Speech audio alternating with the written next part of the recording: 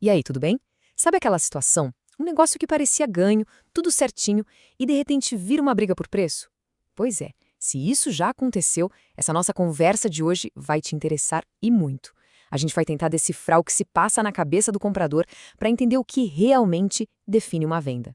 Bora lá? Olha, quem é de vendas já deve ter o ouvido doer de tanto escutar isso aqui. Pensa só, semanas, às vezes meses de trabalho duro, demonstração, alinhamento, tudo perfeito. E aí na reta final o comprador solta essa.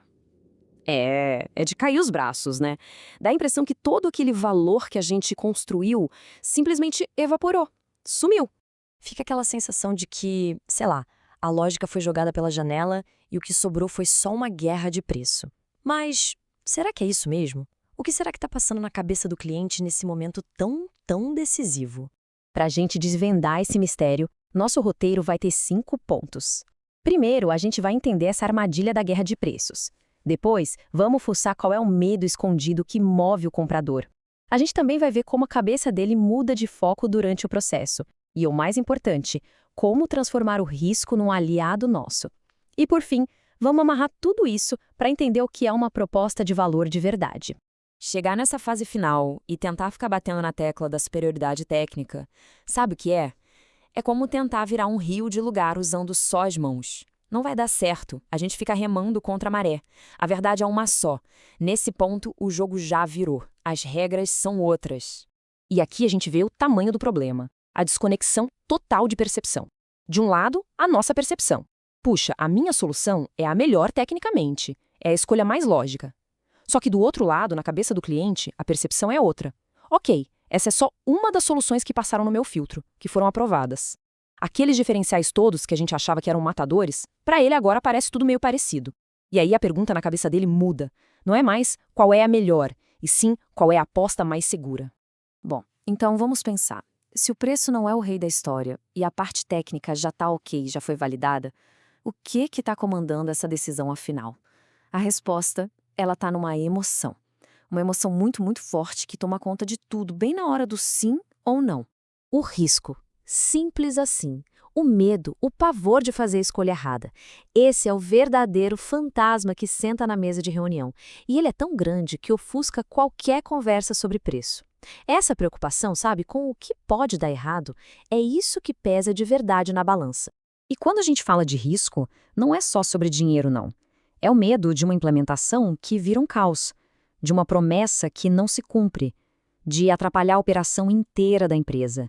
E talvez o pior de todos, o medo de queimar o próprio filme, de manchar a reputação profissional. Ninguém quer isso. Ok, para entender por que esse tal de risco fica tão gigante, a gente precisa olhar para o processo de compra de um jeito diferente. Não é uma linha reta, é mais como uma jornada psicológica. As preocupações do cliente vão mudando, e o foco dele, nossa, muda completamente de uma fase para outra. E essa tabela aqui, olha, ela mostra isso de um jeito genial. Repara só, lá no comecinho, na fase 1, o que manda é a necessidade. O cliente tem um problema para resolver. Depois, na fase 2, o foco vai para a solução, para os recursos, para o que cada um oferece. Mas olha a mágica acontecendo na fase 3, a da decisão. O risco, ele pula lá para cima, para o primeiro lugar, e joga o custo, o preço, para o segundo. É uma virada de chave total na cabeça do comprador. Então, o pulo do gato está aqui. O grande erro acontece quando o time de vendas continua lá, firme, falando dos benefícios da solução, ou seja, falando a língua da fase 2. Só que o comprador ele já mudou de fase, a cabeça dele já está lá na frente, na fase 3, dominada pelo medo do risco. É por isso, exatamente por isso, que a conversa acaba indo para o preço, porque o preço é a segunda preocupação na lista dele. A gente acaba discutindo o segundo item da lista, e não o primeiro. E esse risco tem várias caras, sabe? Tem o risco financeiro, claro, aquele medo de pagar caro e não ter o retorno esperado. Tem o risco operacional, de a solução nova mais atrapalhar do que ajudar o dia a dia da empresa. Tem o risco da implementação dar errado, estourar prazo, orçamento. E, como a gente já falou, talvez o mais pesado de todos, o risco pessoal, o reputacional. Porque no fim do dia, ninguém quer ser apontado como responsável por um projeto que deu errado. Certo, entendemos o problema, o diagnóstico está feito, mas e aí, como é que a gente usa isso na prática? A grande virada é essa. parar de brigar por preço e começar a atacar de frente o verdadeiro problema, o gigante na sala, que é o risco. Vamos ver o passo a passo para construir essa abordagem? Essa estratégia tem 5 passos bem diretos. Primeiro, diagnosticar o risco. É preciso investigar, perguntar, entender do que o cliente tem medo nessa decisão específica. Segundo, mapear os seus pontos fortes. Como é que a sua empresa, a sua solução, diminui esses medos que você descobriu? Terceiro, comparar, mas com elegância. Sutilmente mostrar que as outras alternativas podem talvez ser um pouco mais arriscadas. Quarto passo, quantificar o custo do risco. É ajudar o cliente a fazer a conta. Quanto custaria se essa opção mais barata der errado? E por último, quinto passo, reforçar a confiança. Aí entram os cases de sucesso, depoimentos, tudo que prove que sua empresa é sólida. E tudo isso nos leva a uma ideia central. Falar sobre risco não pode ser uma carta na manga que a gente tira no desespero, lá no final, não. Isso tem que fazer parte da estratégia desde o comecinho. É aquilo, né? O melhor jeito de ganhar uma negociação é planejando ela muito antes de ela sequer começar. Então, com tudo isso na mesa, a gente consegue finalmente dar um novo nome para o que a gente vende. Porque, no fundo, não se trata só de um produto, de um serviço, de funcionalidades. O que a gente entrega de verdade é algo muito, mas muito mais valioso. E a conclusão é forte. A paz de espírito, a tranquilidade de saber que a decisão certa foi tomada, isso, muitas vezes, vale muito mais do que qualquer desconto no preço. O cliente não está comprando só uma solução.